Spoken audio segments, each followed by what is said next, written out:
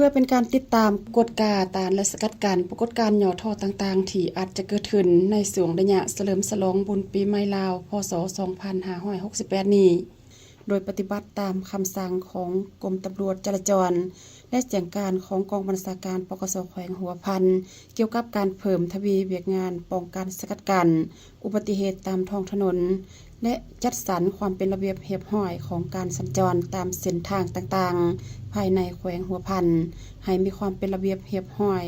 มีความสงบปลอดภัยสนั่นมาในวันที่9 เมษายน 2025 นี้ท่านพันตรีภูไซบุญทสุขหัวหน้าแผนกตำรวจจราจรปกสแขวงหัวพันได้ให้ฮู้ว่าข้าพเจ้าพันตรีผู้ใส่บุญทสุขหัวหน้าแผนกตำรวจจราจรปกสแขวงหัวพันขอรายงานเกี่ยวกับการเตรียมความพร้อมในการป้องกันบุญปีใหม่ลาวพศ2568โดยปฏิบัติตามคำสั่งคำแนะนำของกรมตำรวจจราจรก็คือแจ้งการของกองบัญชาการปกสแขวงหัวพันเกี่ยวกับการเพิ่มทวีเวียกงานป้องกันสกัดกั้นอุบัติเหตุตามท้องถนนและจัดสรรความเป็นระเบียบเรียบร้อยของสังคมโดยเฉพาะมันตามเส้นทางภายในเทศบาลในระยะเฉลิมฉลองปีใหม่เพื่อให้พ่อแม่ประชาชนผู้ใช้รถใช้ถนน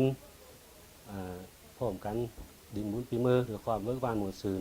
และหลีกเลี่ยงในอุบัติเหตุที่เกิดขึ้นตามท้องถนนฉะนั้นแผนกจราจรของเฮาก็ได้กะเคียมสุมกำลังลงตั้งจุดกวดกาเพื่อบังคับใช้กฎหมายตามเส้นทางหลวงและเส้นทางต่างๆภายในแขวงโดยเฉพาะพวกเฮาได้สุมเซอนึ่งในแม่นว่าเวียงงานตั้งจุดกวดกาบังคับใช้กฎหมายต่อผู้ละเมิดระเบียบการสัญจรลงโฆษณาเผยแพร่กฎระเบียบการสัญจรตามเส้นทางต่างๆภายในแขวงแล้วก็กวดกาตามจุดตามป้อมยามเพื่อติดตามกวดกาพาหนะเข้าออกภายในแขวงภายในเมืองและกวดกาสารเวตามสายทางแล้วก็จำการตลอด24 ชั่วโมงเพื่อให้แต่ละเส้นทางการดินบุญมีความเป็นระเบียบเรียบร้อยถูกต้องตามเหตุของประเพณีพร้อมกันนั้นพวกเฮาก็ยังได้ประกอบพาหนะอุปกรณ์รับซื้อแต่ละจุดเพื่อให้มันทวงทันกับสภาพที่จะเกิดขึ้นฉะนั้นข้าพเจ้าเนื้อนามตั้งหน้าทางแผนกตำรวจจราจรนี้ขอเหียงห้องมายังพ่อแม่ประชาชนผู้ใช้รถใช้ถนนจงพร้อมกันมีสติพร้อมกันเป็นเจ้าการในการรักษาความเป็นระเบียบเรียบร้อยแล้วก็ปฏิบัติกฎระเบียบการสัญจรให้เข้มงวดแล้วปฏิบัติเหตุของประเพณีหรือมันจบมันงามแต่ละเส้นทางหรือมีความสงบมีความเป็นระเบียบปลอดภัยท้ายนี้ข้าพเจ้าเนื้อนามตั้งหน้าให้ทางแผนกขอแสดงความขอบเชยมายังบรรณาธิการที่ติดตาม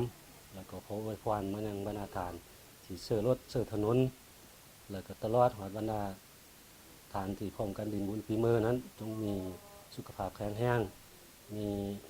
ผลสำเร็จในหน้าที่การงานพร้อมกันดินบุญโดยความเบิกบานมวลซืนแล้วก็หลีกเลี่ยงหลายอุบัติเหตุที่จะเกิดขึ้น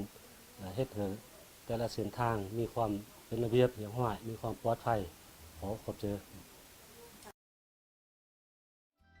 ตำรวจบางคนแต่งงานบ่ดนต้องไปประจำการยังปากเมียน้องอยู่บ้านต้องประจำการอยู่ข้างถนนชีวิตตำรวจต้องเข้มงวดเพื่อถูกทุกคนเพื่อความปลอดภัยหน้ามนต์จะสู้